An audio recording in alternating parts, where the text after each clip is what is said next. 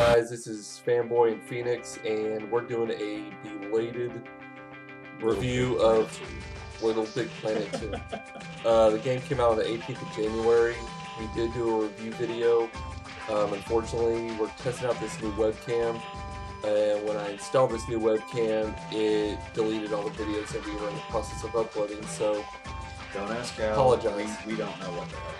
But anyways, you guys heard us talk about games of 2011, wish list, stuff like that in our weekend reviews, and this was definitely one of them.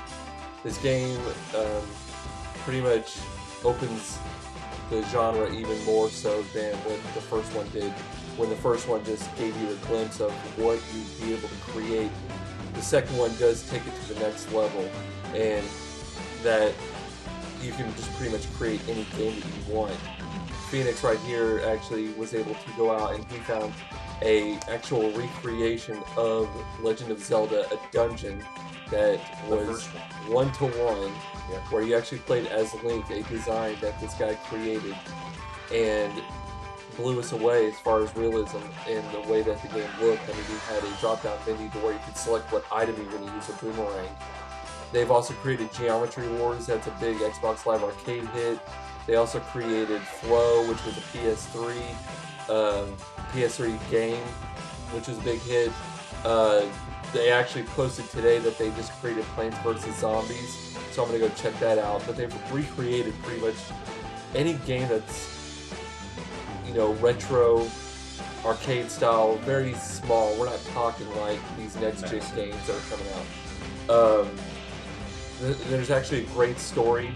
You can actually add your own voice now when you make your levels online. The story itself is all voice acted and pretty well done. It's a bunch of English humor.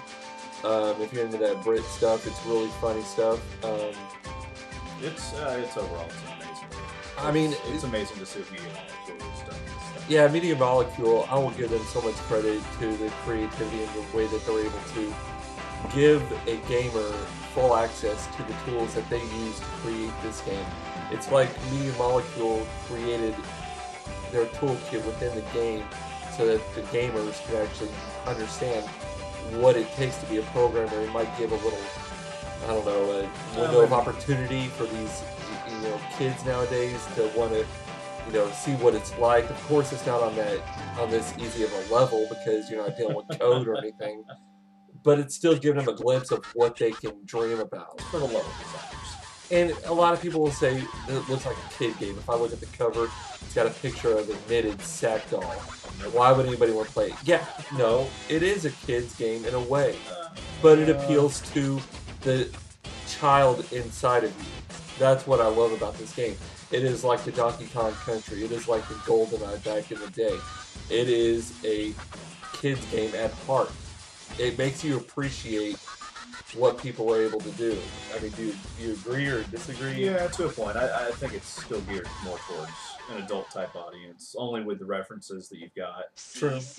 With Star Trek, the old arcade games of Pong. That, of course, a kid nowadays, they're not going to understand what that is. Not unless their parents have actually raised them and taught them, hey, this is what we grew up with. Here's how it works. Exactly. So I think it's kind of geared.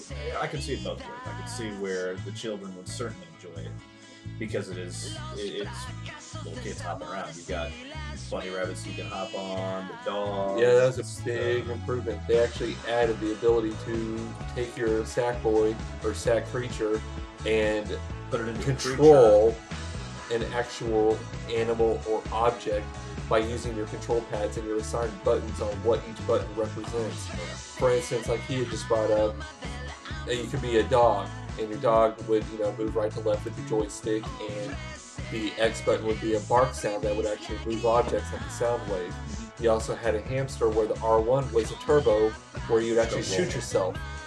And they also had, of course, your side-scrolling shooters where you rode a bumblebee, and you shot objects to clear your path. It's bringing so much back from what we played as when we played the Nintendo, when we were playing the Super Nintendo as far as side-scrolling shooters go, and the classic arcade style of Mario and all that stuff that the first Little Big Planet brought to the second one with even more ability. And, you know, I'll admit I haven't played it lately, but there's been so many games out. But do I Yeah, see when it's myself too playing busy. this in the future? Yeah. Yes, definitely. I'm always gonna head back in there and see what crazy things people have come out with. There was 3 million plus levels for the first one. There's gonna be, I would even say, double that with this second one. Yeah. They Media Molecule can put out more downloadable content, more DLC costumes, but all in all, this game can last a good year or two, and that's what I want in a game. I want longevity. I don't want to be able to play a game a month or two and say, okay, I'm done with it. Now what? Yeah. Then go to GameStop and I get 1/3 the price of what I've actually paid for it. $2. Exactly. That's why we're doing GameFly, because we know most games out there, and this is nothing against any games that are out there, but It's designed to be as played far once, get through it, and you move to on to us, the maybe next that's just to us. Maybe that's just to the middle-aged gamer, the guys that we work Monday through Friday. We only spend maybe a good 2 days in our actual house out of a 7-day work week. Yeah. We can't spend 7 hours a day playing. So we play the Halo game, Reach. and we don't want to waste $60 when we're going to have a game sit on our shelf. We play the game, we get through it, we move on to the next. Now, if it made a significant, feeling or emotion, like I'll get into on my next review, which will be Mass Effect 2, or on our review of Marvel vs. Capcom 3, we, or me, can see ourselves playing this game for time to come. Yeah. Hell, people are still playing Marvel vs. Capcom 2, and that game was selling for $50-$60 up until they released it for a downloadable game on PSN and Xbox 360. You're talking about a game that was on the PS2 10 years ago. That's what I'm talking about. A game that can actually make you play a game for that long. Now, will I buy a game for $10-$15 and not even get a month or two out of it? Yeah, sure, why not? Just because I know I'm paying 1/5, 1/6 of what it costs. So anyways, I know it's a little rant right there. Just get right back to the point. Little Big Planet 2.